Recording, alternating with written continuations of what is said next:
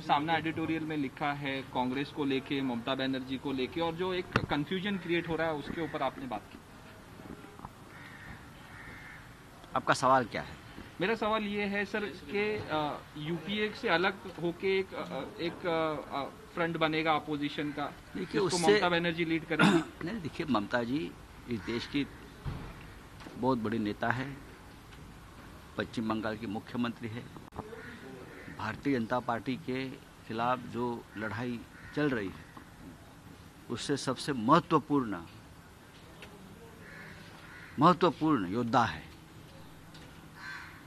और भी राज्यों में बहुत से लोग लड़ रहे हैं। जिस तरह से पश्चिम बंगाल में ममता जी ने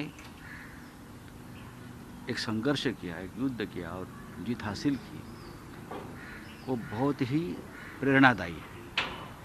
वैसे ही महाराष्ट्र में भी चुनाव के बाद बीजेपी को दूर रखने के लिए 3 विभिन्न विचारों के दल एक साथ आ गए और सरकार बना दी। पश्चिम बंगाल और महाराष्ट्र ने देश के राजनीति को एक दिशा दर्शन किया है, ये सच है। महाराष्ट्र में शरद पवार साहब भी है जो देश के बड़े नेता हैं।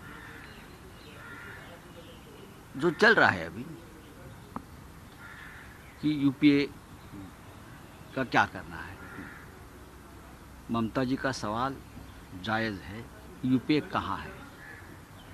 और हम भी बार बार, उद्धव जी भी, महाराष्ट्र के मुख्यमंत्री और शिवसेना प्रमुख उद्धव ठाकरे साहब ने भी ये बार बार सवाल उठाया है कि यूपीए को मजबूत करना चाहिए, यूपीए और आक्रामक होनी चाहिए, देश की राजनीति में यूपीए का महत्व रहना चाहिए। लेकिन उद्धव जी ने ये भी कहा है, अगर यूपीए नहीं है तो एनडीए कहाँ है, एनडीए भी नहीं। लेकिन 2024 के लिए अगर कोई अलग से नया फ्रंट बनता है तो उस बारे में सोचना होगा कि उसे क्या फ़ायदा होगा या नुकसान होगा। अब तक बहुत से फ्रंट बने, 3rd फ्रंट, 4th फ्रंट। ये 3rd और 4th फ्रंट्स का फ़ायदा तो बीजेपी को ही होता है सबसे ज़्यादा। तो हमने ये कहा है कि जो फ्रंट ऑलरेडी बना हुआ है यूपीए, हम उसको ही क्यों ना मजबूत बनाएं, एक साथ मिलकर। चाहे किसी के कांग्रेस के साथ मतभेद हो सकते हैं, महाराष्ट्र में भी हमारे मतभेद है, फिर भी हम एक साथ सरकार चला रहे हैं। महाराष्ट्र सबसे बड़ा उदाहरण है। कांग्रेस हमारे साथ है, एनसीपी हमारे साथ है, चाहे हमारी विचारधाराएं अलग अलग है, हम अपने अपनी पार्टी का विस्तार भी कर रहे हैं। तो कांग्रेस को दूर रखकर अगर कोई फ्रंट बन सकता है, ये मुझे लगता है राजनीति की ये सोच ठीक नहीं है, ऐसा मुझे लगता है। क्योंकि मध्य प्रदेश में कांग्रेस है, राजस्थान में बड़ी कांग्रेस है, हरियाणा में कांग्रेस का बेस है, महाराष्ट्र में कांग्रेस का बेस है, और भी राज्यों में कांग्रेस है। तो कांग्रेस के साथ हम सब मिलकर अगर काम करें तो एक अच्छा फ्रंट बनेगा जहां सब लोग एक साथ रहें। और उसका एक आदर्श उदाहरण महाराष्ट्र है। अगर आप चाहे कि आप कहते हैं कि यूपीए कहाँ है, मैं मानता हूँ यूपीए महाराष्ट्र में है, महाविकास आघाड़ी यूपीए का एक प्रतीक है। तो इस बारे में सबको मिलकर बैठकर सोचना होगा। ममता जी ने एक विचार रखा है, ममता जी का हम आदर करते हैं, उनकी लड़ाई का, उनके संघर्ष का, उनके विचारों का हम आदर करेंगे, हमेशा उनके साथ हमारी बातचीत चलती रहेंगी और चलनी भी चाहिए। जो मुद्दा आहे त्याला तुम्ही अस्तित्वात असता आहे असं अग्रलेख लिहिला आणि त्यामुळे तुम्ही म्हणतात की काँग्रेस सोडून यूपीए बनू शकत नाही, आणि जर तसं ममता बॅनर्जी जर विचार करत असतील तर मग शिवसेना त्याला साथ देणार नाही का? सर हिंदी में मैं पूछना चाहूंगा, आपने कहा कि शरद पवार जी देश के बड़े नेता हैं, उद्धव ठाकरे जी हैं, लेकिन 2024 के लिए ऐसा लग रहा है कि मोदी वर्सेस ममता बनर्जी, क्या कहना चाहेंगे? 2024 की अभी से तैयारी हो गई है। जैसे पवार साहब ने भी कहा है कि एक पर्याय बनेगा, पर्याय खड़ा करेंगे।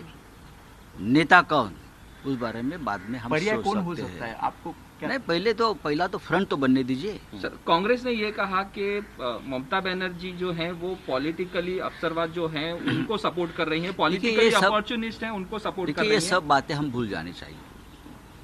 महाराष्ट्र में भी हम एक दूसरे के ऊपर बहुत टिक्का टिप्पणी करते हैं, लेकिन आज हम बीजेपी को रोकने के लिए एक साथ है। 2 साल हमारी सरकार चल रही है और बहुत ही अच्छी तरह से ये सरकार चल रही है।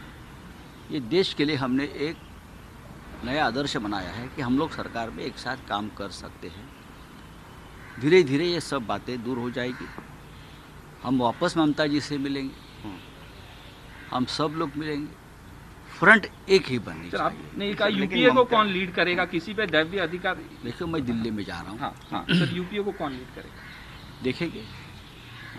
अभी तो यूपीए को सोनिया गांधी जी लीड कर रही है और सोनिया गांधी की लीडरशिप के ऊपर किसी ने ऑब्जेक्शन नहीं लिया है। सवाल ये है कि यूपीए और मजबूत होनी चाहिए, यूपीए में और मित्र आने चाहिए और पॉलिटिकल पार्टीज आनी चाहिए और रीजनल पार्टीज का गठबंधन यूपीए के साथ मजबूत होना चाहिए। लेकिन कुछ पार्टी जैसे ममता जी है या और कोई है, उनके मन में कोई पहले से ग्रह है कि ये कांग्रेस लीड नहीं कर सकती। ठीक है, बातचीत से रास्ता निकल जाएगा। ममता जी आपसे मुलाकात की थी तब आपने ये बात की थी जब मुंबई में आए थे? जरूर हमारी बात आदित्य ठाकरे साहब थे हमारे साथ भी। ये ऐसे बहुत से बातों पर उनसे चर्चा हो गई, लेकिन चर्चा होती है, निर्णय नहीं होता है। ममता जी ने एक विचार दिया है, पवार साहब से बात की है और भी लोगों से उनकी बात चल रही है। ममता जी की बात में भी दम है कि यूपीए आज यूपीए का अस्तित्व नहीं है, ये ममता जी का है। ये बात तो सच है। इसलिए अगर यूपीए कांग्रेस के साथ अगर कोई भी नया फ्रंट बनता है तो कांग्रेस के साथ ही बनेगा। जो मनमुटाव है उसको दूर करने के ये लिए मनमुटाव नहीं है, मैं मानता हूँ ये मनमुटाव नहीं है। अगर कोई अलग फ्रंट बनता है, हमारा ये कहना है कि कांग्रेस को दूर रखकर कोई भी फ्रंट नहीं बन सकता। इसलिए कि बहुत से राज्यों में आज भी कांग्रेस मजबूत स्थिति में है, जहाँ उनके मुख्यमंत्री है, जहाँ उनकी अपोजिशन लीडर्स है। किसी राज्य में कांग्रेस को तोड़ फोड़ कर कोई पार्टी खत्म नहीं होती। हमारे यहाँ से बहुत लोग टूटकर चले गए, लेकिन पार्टी आज भी मजबूत है, चलता है। कांग्रेस कमज़ोर हो गई है। कांग्रेस आज उत्तर प्रदेश में प्रियंका गांधी का मैं देख रहा हूँ कि उनको अच्छा समर्थन मिल रहा है। जब आपने चर्चा की थी तब ये फ्रंट मुद्दा का रखा था आगाज क्या कब कि होगा कांग्रेस और के अंजाम सिवाय- किस तरीके से होगा? क्या इसका आगाज कब से होगा और अंजाम देखिए, क्या ये होगा? देखो, अभी ये बात शुरुआत हो गई, अभी शुरुआत हो गई है, चर्चा हो गया। उद्धव जी से भी बात होगी। अब उद्धव जी सक्रिय हो जाएंगे। उद्धव जी जब सक्रिय हो जाएंगे तो उसके ऊपर ज़्यादा हम आगे जाएंगे। लेकिन ये बात उद्धव जी ने हमेशा कही है, हमारे पार्टी चीफ ने कही है कि यूपीए को अगर मजबूत नहीं बनाओगे तो 2024 में हम कैसे मुकाबला करेंगे। तो ये दूसरा, तीसरा, चौथा, पांचवा फ्रंट जो है, जो सोच है, उस बारे में हमको फिर सोचना आखिरी होगा। सवाल, जब चर्चा हुई थी ममता जी के साथ आपकी, तब ये बताया गया था कि कांग्रेस को साथ में लेकर ही आगे बढ़ना है। ये विचार रखा था कि सबको साथ लेकर जाना चाहिए। किसी बड़ी पार्टी को, आज कांग्रेस आज भी एक राष्ट्रीय पार्टी है, इतिहास है कांग्रेस का एक। जरूर आज एक कमज़ोर हो गई है कुछ राज्यों में, लेकिन कांग्रेस को छोड़कर हम एक कोई फ्रंट बनाते हैं तो वोटों का बंटवारा वापस हो जाएगा और जिसका फायदा हम जिसके खिलाफ लड़ रहे हैं उनको ही हो जाएगा। हाँ सर, सर आपने अभी कहा है भी कि इसका फायदा- शिवसेना यूपीए के अभी भी अधिकृत सदस्य हम नहीं हुई किसी है। के सदस्य नहीं है, ना एनडीए के है, ना यूपीए के है। जैसे अकाली दल और भी ऐसी बहुत सी पार्टियां हैं।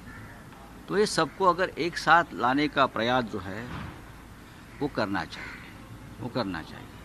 और ये काम शरद पवार साहब हो, सोनिया गांधी जी हो, राहुल गांधी हो, प्रियंका हो, ममता जी हो, सबको एक साथ बैठकर ही करना पड़ेगा।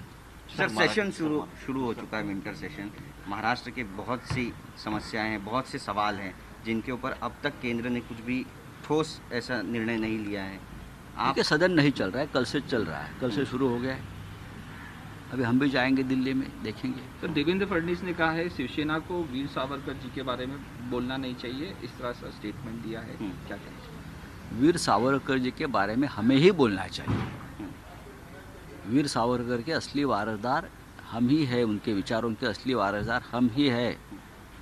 वीर सावरकर का विचार जो हिंदुत्व का है वो बाला साहब ठाकरे जी आगे लेकर गए हैं। हम डरपोक नहीं है।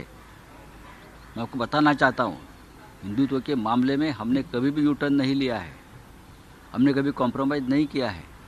आज भी सावरकर जी हमारे आदर्श और रहेंगे, और हम बार बार कहते हैं सावरकर जी भारत रत्न है। सरकार के पास ऐसी क्या समस्या है कि आप उनको भारत रत्न से क्यों सम्मानित नहीं कर पा रहे हो? आप सबको कर रहे हो।